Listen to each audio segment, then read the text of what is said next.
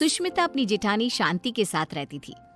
दिखाने को दोनों देवरानी जेठानी एक दूसरे से बहुत प्यार करती थी, लेकिन देवरानी जेठानी के बीच की लड़ाई उन दोनों के अलावा अगर कोई जानता था तो वो थे उनके पति।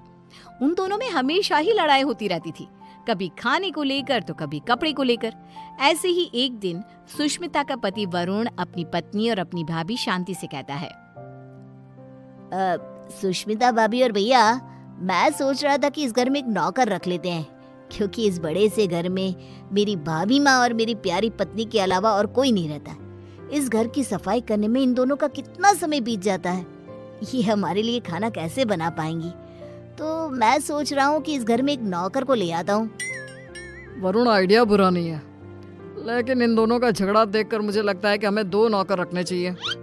भैया, इतना बजट कहाँ है कि हम 2 नौकर रख सके। अरे आजकल नौकर कितने महंगे हो गए हैं। ये बात तो है। ठीक है, फिर 1 नौकर रख लेते हैं।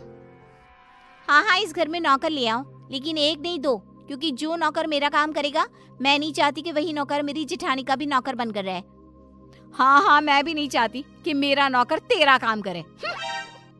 हाँ, तो कह दीजिए ना जेठ जी को कि आपके लिए भी नौकर ले आए वो।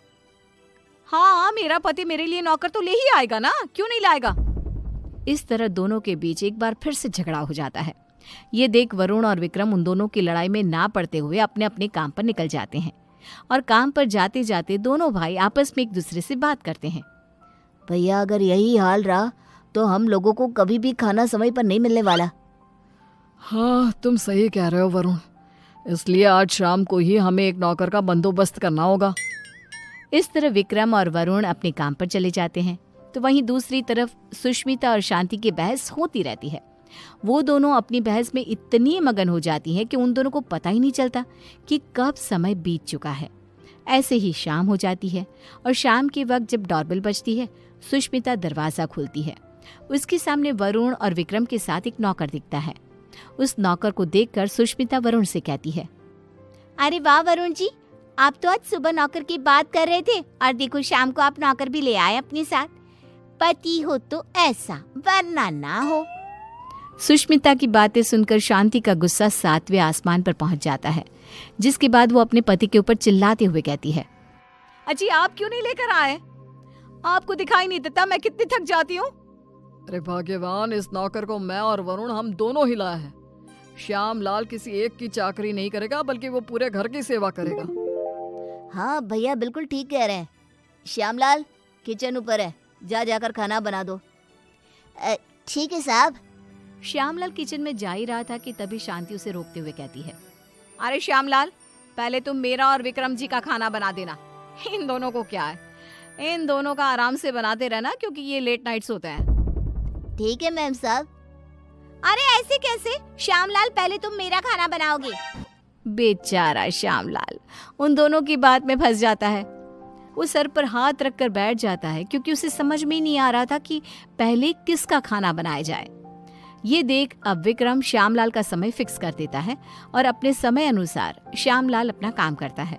कुछ दिन तो घर में शांति का माहौल बना रहता है, लेकिन एक दिन श्यामलाल कपड़े धोने के लिए सुष्मिता के पास जाता है और उसे कहता है, बेन साहब, कपड़े धोने के लिए हैं तो आप मुझे दे दीजिए, मैं अभी आपके कपड़े धो देता हूँ। उसकी बात सुनकर शांति आती है और उसके ऊपर चिल्लाते हुए कहती है, श्यामलाल, तुम पहले मेरे कपड़े धोगे। अगर तुमने मेरे कपड़े नहीं धोए तो मैं तुम्हें नौकरी से निकाल दूंगी। जी, नाम तो आपका शांति है, लेकिन आपके अंदर ना शांति नहीं है बिल्कुल भी। अरे इस समय वो मेरे कपड़े धोएगा। हाँ, श्यामलाल उन दोनों की बातें सुनकर फिर से एक बार फंस जाता है। दुखी होते हुए कहता है, मैम साहब, आप दोनों ही मुझे अपने कपड़े दे दीजिए, मैं एक साथ कपड़े धो दूंगा। नहीं, हमारे कपड़े एक साथ नहीं धुलेंगे। नहीं, हमारे कपड़े एक साथ नहीं धुलेंगे। उनकी बात सुनकर श्यामलाल बेचारा एक बार फिर कंफ्यूज हो जाता है, और वहां से मुंह लटकाए नीचे किचन में जाकर काम करने लगता है। ऐसे ही समय बीतने लगता है, और एक दिन श्यामलाल शांति के कमरे में कुर्सी पर खड़ा होकर पंखे को रगड़ रगड़ के साफ कर रहा था। ये देख सुष्मिता नौकर के ऊपर चिल्लाते हुए कहती है, श्यामलाल, तुमने आज तक इस तरह से मेरे कमरे की सफाई तो नहीं करी। अरे ऐसी कौन सी मेहरबानी करी है जेठानी जी, जो तुम उनके कमरे की इतने अच्छे से सफाई कर रहे हो।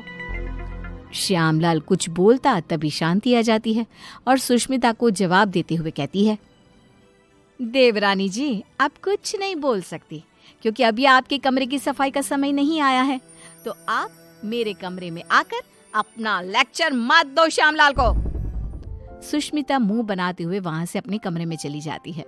कुछ समय बाद श्यामलाल सुष्मिता के कमरे की सफाई करने आता है।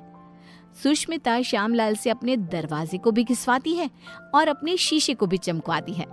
कभी अपने कमरे के फर्श को अच्छे से रगड़वाती है और इस तरह श्यामलाल पूरी तरह से फंस जाता है। उसे समझ में ही नहीं आ रहा था कि इन दोनों को कैसे संभाला जाए, लेकिन वो बेचारा करता भी क्या, मजबूर था। ऐसे ही एक दिन श्यामलाल बाजार से सब्जियां लेने जा रहा था, तभी वो खुद से कहता है, क्यों ना मैं एक ही समय पर दोनों मेम साहब की सब्जियां ले आऊं और दोनों को अलग अलग समय पर दिखा दूंगा कि मैं अलग समय पर यही सब्जियां लेकर आया हूँ। यही ठीक रहेगा। इस तरह श्यामलाल सब्जियों को लेकर आ जाता है, लेकिन जैसे ही वो घर में घुसता है वैसे ही उसके सामने सुष्मिता और शांति खड़ी होती है। ये देख श्यामलाल के पसीने छूट जाते हैं।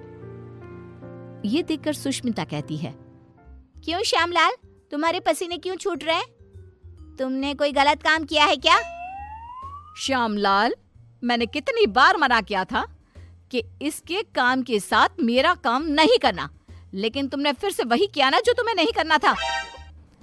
इस तरह दोनों अब श्यामलाल को खरी खोटी सुनाने लगती है और इतना सुनने के बाद कोई नौकर उनके घर में काम कर ले, ऐसा तो हो ही नहीं सकता।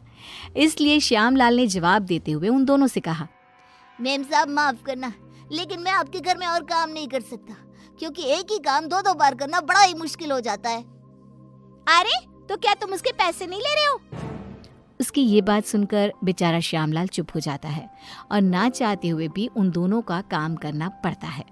अलग अलग समय पर एक ही काम 2 बार करता हुआ खुद को देख वो बहुत परेशान होता रहता है। परेशान होकर विक्रम और वरुण के पास जाता है और कहता है, साहब मैं और काम नहीं कर सकता, यहाँ एक ही काम 2 बार करना पड़ता है। अरे एक काम अगर कोई 2 बार करेगा तो परेशानी हो जाएगा ना, इसलिए मैंने अब ठान लिया है कि इतने कम पैसों में मैं नहीं काम करने वाला। अगर आपको काम करवाना है तो आप किसी दूसरे नौकर को ढूंढ लो। मैं तो यही सलाह देना चाहूंगा कि आप दोनों अपनी अपनी पत्नियों के लिए अलग अलग नौकर रखना, वरना उस बेचारे का भी मेरे जैसा ही हाल हो जाएगा। इतना कहकर श्यामलाल उनकी नौकरी उनको ही सौंप कर चला जाता है। इस तरह बेचारे वरुण और विक्रम परेशान हो जाते हैं। कुछ समय बाद उन दोनों की पत्नियां हॉल में आती है और अपने पतियों से कहती है, अरे श्यामलाल कहाँ है? अरे श्यामलाल कहाँ है? दोनों भाई एक दूसरे की तरफ देखते हैं और कहते हैं, वो काम छोड़कर चला गया। तुम दोनों ने उसके नाक में दम कर रखा था। अच्छा, तो हम लोगों ने उसके नाक में दम कर रखा था तो तुमने उसको निकाल दिया ना, तो अब इस घर का काम तुम लोग ही करोगे। हाँ, मेरी देवरानी बिल्कुल सही कह रही है, अब इस पूरे घर का काम तुम लोगों को ही करना होगा। इतना कहकर दोनों देवरानी जिठानी चली जाती हैं। अब बेचारे वरुण और विक्रम दोनों को ही घर का काम करना पड़ता है। घर की सफाई, कपड़े धोते, बर्तन धोते और खाना बनाने के बाद बेचारे दोनों ऑफिस जाते।